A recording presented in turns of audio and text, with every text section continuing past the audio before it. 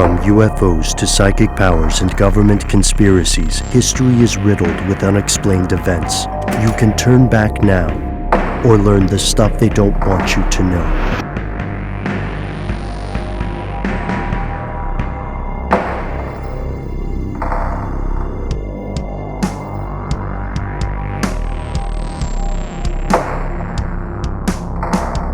This is a pretty exciting episode for us, folks. This is a food episode, and if you are a longtime listener of fellow conspiracy realists, you're probably already pretty familiar with how easily the three of us get derailed by little details in a show. I mean, at this point, we have probably, all of us, you listening along at home too, we've probably collectively lost hours exploring weird little cuisine-related details about one sort of meal or another. We talked about the sugar conspiracy with our pal Lauren Vogelbaum. That's very much true. We talked about the disturbing origins of chocolate. Also true.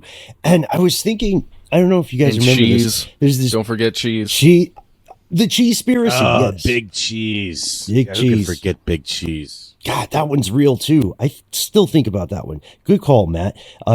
There's also there was a beautiful moment. I don't know whether you guys remember, but a while back we did an episode on a weird government-associated private institution known as the family. Right? They're a huge power in right-wing religious politics in the U.S. And they're the folks who started the prayer breakfast. And at one point in that episode, we dropped everything and tried to figure out what was on the menu at the prayer breakfast. It became very, very important to us. And we're like, well, is it just pancakes? Are they doing like a Eggs Benedict thing? We got to figure this out. A breakfast bar, perhaps, a kind of maybe an omelet station. That'd be pretty exciting. As long as it's not continental. You know what I mean? Continental breakfast. It's like just... I think to the hotel, I'm like, just tell misnomer. Just tell me you don't like me. Like, exactly. let's stop this charade, It's a marketing play for sure. I mean, when I think of continental breakfast, I think of sampling breakfast cuisines of the world, not like a dry muffin and a yogurt cup. And a vintage melon that's in its later years. Anyhow, this is all to say that we love talking about food anytime, all the time. We are so down to clown for that. But today's episode is introducing us to some things that most people in the U.S. and abroad probably rather not think about. And maybe we start this way. So, Matt, Noel, do you guys have guilty pleasure foods? Yeah, I actually just ordered one that should be arriving right when I get out of this. It's called a pizza puff. You ever heard of this? Pizza puff. They're big in Chicago. There's a place called Skip's Chicago Dog that's in Avondale neighborhood around here, and they do Philly cheese type things, Chicago style. But they have this thing called a pizza puff that is only really available in Chicago and that area. There's more popular, and it's like a Hot Pocket, but airier and more puffy kind of. It's like saying pizza puff too. So I would say that's a guilty pleasure food. It's a Hot Pocket with a tie on. Got it. That sounds What wonderful. about you, Matt? For me, it's a fried chicken sandwich of any sort. That's my guilty pleasure food. And if I hot chicken. You ever do a hot chicken sandwich? Yeah, that's probably my favorite.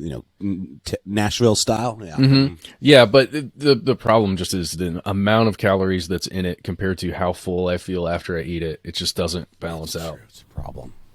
Yeah, yeah, I know what you mean. And I am, as everyone knows, I'm pretty non-discriminatory when it comes to food. I'm sort of a walking garbage can. So but there's a clear winner. Just eat things.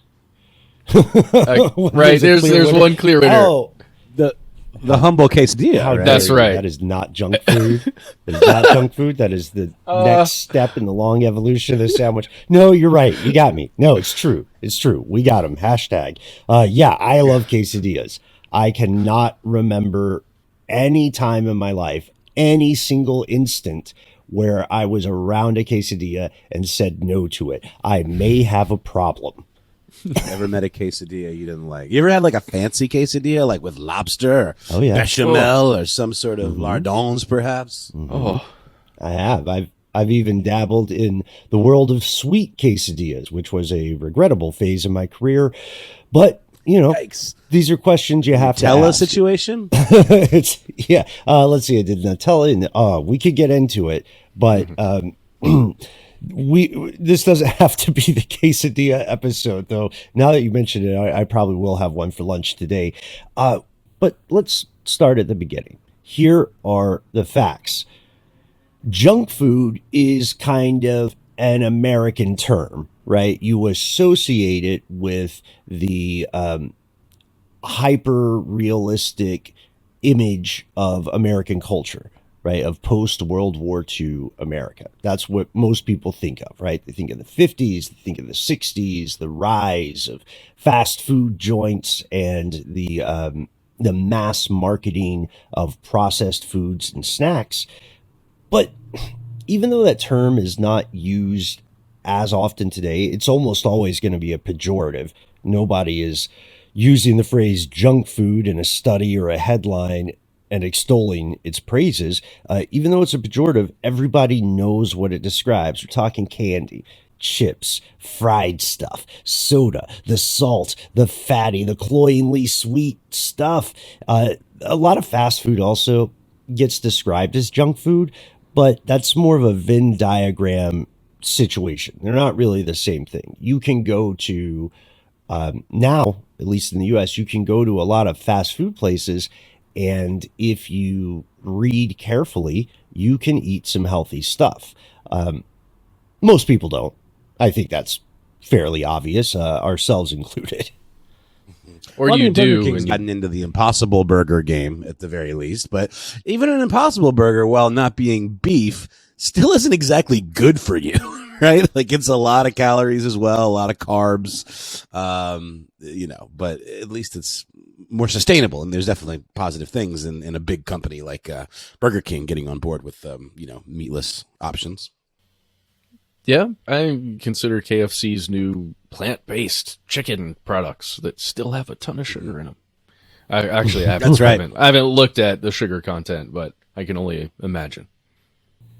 KFC, home of the double down. You brilliant monsters. You spend so much time figuring out whether you could do something that you didn't stop to ask whether you should. I never had a double down. Chicken for bread, right? Chicken Yes. sandwiched between chicken. Yeah. It's just 3 pieces of chicken with crap And in the middle. Cheese and bacon. Yes, very important. That stuff is clutch, as they were saying in the early 2000s. We'll explore some of the controversy around fast food and its place in the world of junk food in a bit. But the first problem with just the phrase, the concept junk food, is that it is an incredibly broad definition. It is an umbrella term that describes a huge range of literally countless products at this point. And they all have one commonality, whether we are talking about ice cream or potato chips or what have you. Junk food is, as you pointed out, Noel, it's high in calories, but those calories are often from refined sugar and or different types of fat, and there are relatively low amounts of nutritional value. The fancier name for junk food, if you want to sound a little more academic and a little less, clickbaity, I guess, is to call it HFSS food. Those are things that, let's see if everyone can hear the acronym here. Those are things that are high in fat, salt, and sugar. But we all call it junk food, and we all know what we're talking about. It's the really crazily processed stuff. You know what I mean? Imagine if you are a time traveler from the 16 or the 1700s, right? And you go into a store. First off, you're probably amazed by the concept of a supermarket, but you go in there and you're like, wait, this stuff doesn't go bad? Like how long can this can of meat sit on this shelf? Well, That- have you ever that's a dropped a huge McDonald's French fry in your car and then found it when you're cleaning like a month later, and it's still French fry like it's not molded or anything. It's just kind of like petrified, but there's some magical something in those that make them like not mold, and it's probably some of the stuff that also makes them like not great for you. Yeah, you're right. But what Ben, what you're getting at here is exactly what I was thinking about. The concept that there are all these foods that last quite a bit longer than food really should. And much of the junk food is the reasons that it's high in fat, salt, and sugar is because you can use these things along with some other new food additives that we've discovered as a species. They can keep this stuff on the shelf for a long, long, long time. And it's easy to manufacture. There's not a ton of overhead in the actual ingredients that are going into the thing. And so it becomes cheap to manufacture, and it sticks around for a long time. Right. Yeah, and this has some clear and distinct advantages to the average consumer, who isn't always going to be able to afford top dollar for like ethically sourced, locally made, organic, etc., etc. You know what I mean? You come down very quickly to the reality of the situation being, one, I have to feed myself consistently and predictably, and two, for a lot of people, I've got some kids. I got to feed these kids, and they hate everything that's healthy. You know what I mean? So like, I've got to continue this Cold War negotiation with a very hard-nosed 8-year-old about Fruit Loops. Like it's tough. Do you guys remember what the tagline for Checkers used to be, or maybe Yes. still is? You gotta eat. He gotta eat. They're right. I really like what Arby's is doing. For some reason, there's something so absurd and surreal about Arby's latest or their current ad regime. They're just saying, we have the meats. Like that is, and the tagline works, and it shouldn't. And I wonder how they came up with it. I wonder like how many other jingles or catchphrases they went through until they said, fucking forget it. Just tell people we have roast beef. And someone's like, wait. We have chicken too. And then And turkey. Do they still make They've those? got a turkey is this- sandwich. Yeah, they still make those massive sandwiches, those club sandwiches. That was like a big promotion back in the day. We're Arby's, and we make market fresh sandwiches. right. Market fresh. 2 words that sound like something when they're put together. But sound and Pretty fury. meaningless. Yeah, sound and fury signify nothing. Same as it ever was. But this, there's something that's really interesting. I think we've talked about this off air before.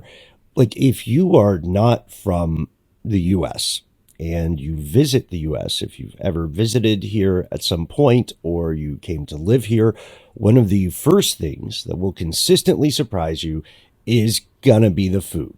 It is crazy here. There's so much great food. So much of it is so bad for you.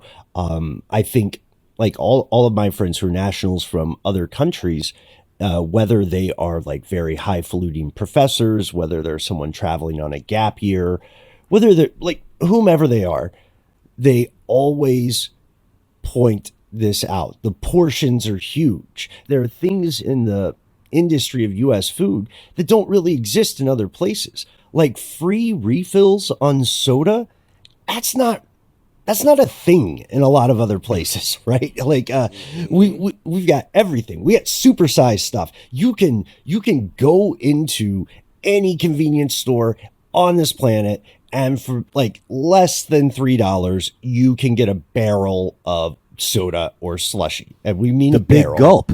Yes, The big yes. gulp. Yeah. You get Again, the big gulp. And if you could, think about why it works, guys. Because it's right. We talked about this before. The fries, generally, that's what is included in supersizing something. The fries and the drink, the 2 cheapest things to produce on their menus. You just get more of the stuff. yeah, exactly. Absolutely. And there's this, to me, it's fascinating. There's this new era of combining brands and flavors. Like Taco Bell will have a Doritos taco, or whatever. And whenever we mention Doritos, shout out to our pal Robert Evans. We see these. We see Doja Cat extra value meal. right. Branded McDonald's meals. Someone at Nabisco is a lunatic, and they're like, "What can't an Oreo be flavored with?" You know what I mean? Like people are finding these iterations, or companies rather, are finding these iterations of slightly changed new stuff, novelty stuff, and trying to figure out if that becomes the hottest new thing. This doesn't always work. For a long time, there was a museum that was a kind of a hall of shame of failed food products, and that's where we run into stuff like do you remember when, I think it was Heinz, a while back, they had said ketchup doesn't have to be red, let's make it green, let's make it purple, let's see if kids are into it. They weren't, No, that's gross. Kids know what ketchup is. The color's part of it. Making it green, honestly, I'm picturing tasting green ketchup, and in my mind, it would be like disfluency. It wouldn't taste the same, just like based on my visual input. Absolutely. Yeah. Everybody has that low level synesthesia, I would think, because like we don't talk about it maybe as often as we should as a society, but the concept of taste and everything that goes into it, it's almost like the way people analyze hallucinogens. There's scene and setting, and your interpretation of the taste of what you're eating is highly based on your visual input. Like, yeah, green ketchup tastes different because your eyes are helping you taste it, and your eyes are like, this is green, I don't trust it. Well, it's like someone once told me, I didn't believe it. Maybe it was you, Ben, that all Fruit Loops taste the same. Yeah. But they're different colors. And in my mind, that makes one of them taste like lime, and this one tastes like razzleberries, But apparently they all taste the same. It's just your brain tricking you into thinking they taste different because they're different colors. Or like Powerade and Gatorade literally taste blue. There's a flavor. We just all call it blue. There's not like a blue fruit that we know of that's involved. There's a berry. Blue. There's a berry that is blue. Is that where they get the name of the color from? Just from the berry. That's the most naturally occurring natural blue. Right. So yeah, and shout out to Dave Chappelle, grape drink and so on. So the science here, clearly the science here is objectively amazing. Like we're talking about with the breakthroughs in processing food and making it last longer. In theory, this could be a very, very good thing for hundreds of millions of people around the world who are experiencing food insecurity. Right now, you can have something that doesn't go bad within a few days or a few weeks. I mean, a double cheeseburger at McDonald's is literally 99 cents. For someone that's starving, it does tick the boxes of caloric sustenance. So one could argue that they are providing a service in some ways, and there's so many of them. They're so available. I don't know. Now you can not only have food, you can also have type 2 diabetes. You're welcome. Well, I'm just saying I don't mean to oversimplify. I just mean, there are people that is an option. It's a big deal. I agree. I'm not disagreeing. I'm just saying there's a cost. There's an added extra 100%. Cost that is unseen. Yes. To the healthcare system. Right. A long tail cost. It ultimately, at some point, that double cheeseburger may be costing consumers much more than 99 cents a pop. If you look at chronic health conditions that can result from this. And this is not a hit piece on fast food. Obviously, we love this stuff. We love junk food, but there are things we need to know about this. Probably one of the best examples, or like most zeitgeisty examples of just how far processed food has come, are things like Spam and things like the humble Twinkie.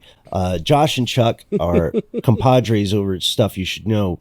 Years and years ago, did an excellent deep dive into the story of the Twinkie. I'm pretty sure that was them. And this thing just, it's like, again, it feels like we're a time traveler from the 1600s. Twinkies stay edible much longer than they should. You know, up until quite recently in the history of humanity, that was considered very strange, and rightly so. At this point, I think we should pause for a word from our sponsor, maybe Arby's, I don't know, and let's return to dive into just how much junk we're talking about.